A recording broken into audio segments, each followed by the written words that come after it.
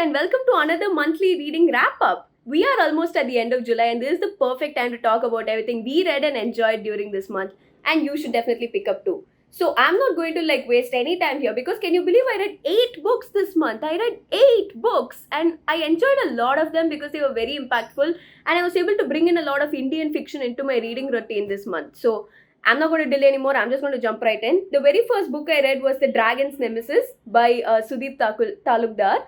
And I really enjoyed this because, see, look at this beautiful cover. It's so beautiful, so fantasy oriented and so misleading. I thought there's really going to be a dragon in the story until I realized he's just talking about the India-China war. But I wasn't disappointed because at any point in the story I was thinking, is Major Bakshi actually a real person? There's even a photo of him on the front page. So everything felt so possible, everything felt so realistic, and there were even references to actual real life incidents, and it made me believe this story from the first page. So if you like military warfare, you like international relations, you like mentions of the COVID-19 virus, which makes you feel like you're actually there in the story. If you want something so believable about the Indian army, definitely pick this up because I felt this sense of patriotism the second I finished reading it. But if you're into fantasy, you better not pick this up because this doesn't really talk about a dangerous dragon per se. But you will not be disappointed. It's an excellent read. So the next book I read, I thought, okay, let me stop with the fantasy fiction game for a while and let me get into actually using my life properly. So I picked up You Can Compound by Vivek Mashrani, and when I picked this, my intention was I am earning so much. I am putting in so much hard work. I am dedicating so much of my time to earn money.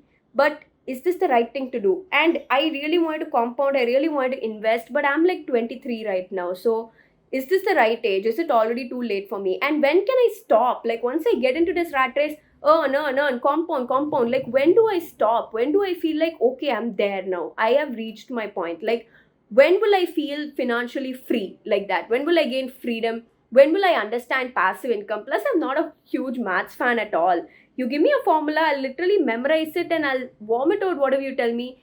I can't bring it into my daily life. But this book, it didn't feel like a textbook at any point. It had like a lot of actual instances and like imaginary characters who were having discussions. There were so many diagrams like this throughout the book, so it felt like I was getting through it faster. And the language the author has used is so interesting because he breaks down concepts so well and he has given some actual actionable results that you can do right now. So I really enjoyed this and now I've got an idea about what to do in life because I don't need to run around and like make things work immediately. I can literally earn while I sleep if I know which companies to invest in and how to compound my money. So definitely pick this up if you want to do something useful in your life. So once I read this, I thought, okay, this is so heavy. I want something light right now. And I decided to pick up this super thin book. But every single page in this book was so heavy because it's so impactful. And that's none other than Geetika Jain's Not Just a Pretty Face. So when I saw this book, it's so tiny. And it also has like so many poems inside. So a lot of the pages you can literally fly through. I actually went through this book in just less than 5 hours. But every single page was so relatable because it's about this main character Simi and about how she's just transitioning from her education to her work and then how she's getting established in work, how she's being able to differentiate between friends and enemies, her relationship with love, her relationship with God and spirituality, and shaping all of her beliefs. She's going through a very important transition in her life, and throughout the story this character developed so much. Like her arc, I traveled along with her because she is your typical girl next door. You can relate to everything that she's saying, and it's very common incidents that happen in people's lives. So reading it, I was like, I have gone through these breakdowns, I have gone through these moments in life, I have had these thoughts in my life. I am literally Simi. So I could relate to the whole thing, and it's a very thin book, but it deals with so many topics, even depression, anxiety, how parental pressure might affect you. Everything is summarized in less than about 200 pages. Excellent read, definitely pick it up if you want a very light, breezy, quick read, but a lot of takeaways. So I really enjoyed Geetika Jain's book and I thought I want to read more by this author. So I picked up one more called 8 of Us. This one was also very thin, but it's about 8 stories which has a bunch of characters that get tied up together somehow. Like every story begins with a character and then another character related to them is mentioned at the end of the story. And the next story is going to be this character's life journey and what's happening with them. So each story focused on a different issue. Like one spoke about depression, one spoke about pursuing a career of your choice. One spoke about spirituality, blind belief and faith in God. One spoke about love and somebody who can't understand love and somebody who blindly loves someone. So many different topics that's so common and close to home, but each of them is described so well. And the ending, there's this beautiful wedding scene.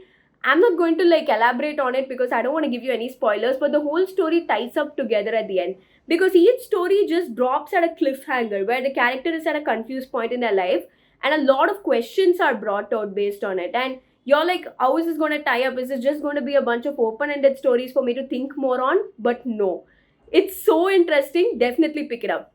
So the next book I read was kind of an ebook, and that is The Map and the Scissors by Amit Majmudar.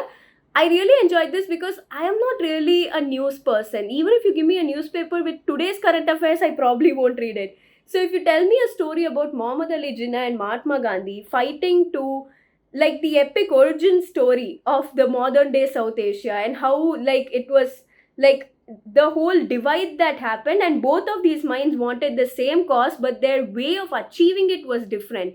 Like one of them wanted ahimsa, the other was a very ruthless man who was very analytical, and he had different methods of reaching there, but they both had the same goal. If you tell me to read a story like this, I would probably get very bored. But I was not. From the first page, I was so hooked. The story was spun in such an interesting way, and the perspectives were so fresh and interesting. And I'm not going to speak any more about this. Definitely just pick it up and read it because it is a beautiful, fresh take with two very unique voices in it. The next book I picked up was The Middle by Nayana Goradia, and the reason I picked it up is because I love travel. I love knowing about nostalgic stories, and I love these photos on the cover. So when I saw it on Amazon, I thought this is for me. And the whole book is so glossy. It has a bunch of various different photos all over it, and it's a bunch of short stories that were published by this author in various different publications like way long back, almost like 40, 50 years back almost. And the stories are so interesting because they are so humorous, they are so witty, they are so sarcastic. They talk about how Indians, like all of them, the author moved to Colombo and how she survived there, and how people there perceived her, how she was holding on to her traditions over there, how the whole family kind of existed over there. And it's so beautiful because I could resonate with the character at so many points. Just like how with Simi, even in this, I was thinking, I do that. I behave like that sometimes. I do the same thing. And at the same time, reading it, I was like, why is she behaving this way? It was so irritating, but it was so like relatable at the same time. So definitely pick it up if you love travel, you love knowing about India during the old times. Especially there are so many about like a bunch of Chinese customs are brought out, the whole Bengal division, the partition of Bengal, and a lot of real life incidents like that, and it's very interesting. The next book I picked up was a part of the street performers series called The Gymnast by Sanjay Chandra. This as well I read in an ebook format. I really enjoyed this because imagine how much empathy you need to have to a division of people who you're not familiar with. Like you see street performers on the road all the time, you see sportsmen all the time, you see people preparing for the Olympics. But if you're not into sports yourself, how can you empathize with them? How can you understand what they are going through and craft such a story about them? I cannot understand. But this was done so beautifully, and it was the most realistic story I've ever read. Let me just describe the book in that word. It was so realistic, and you should definitely pick it up.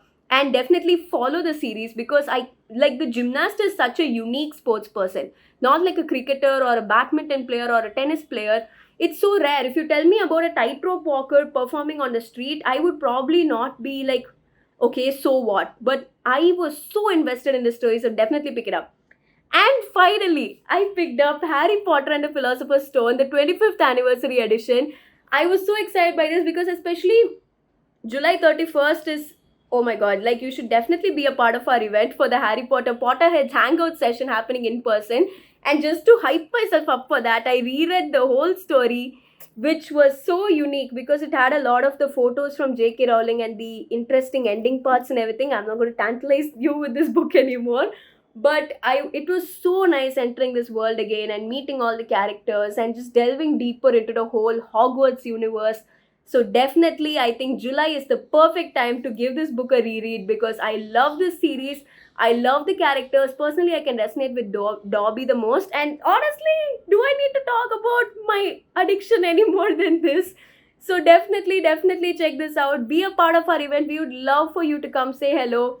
And yeah, that kind of sums up everything I read this month. This video was a bit longer than usual. Apologies for that. But hey, I read 8 books this month. Okay, appreciate that. Okay then, thank you so much for watching this. Stay tuned for the next reading wrap up. This is Meenakshi signing off. Thanks so much for watching.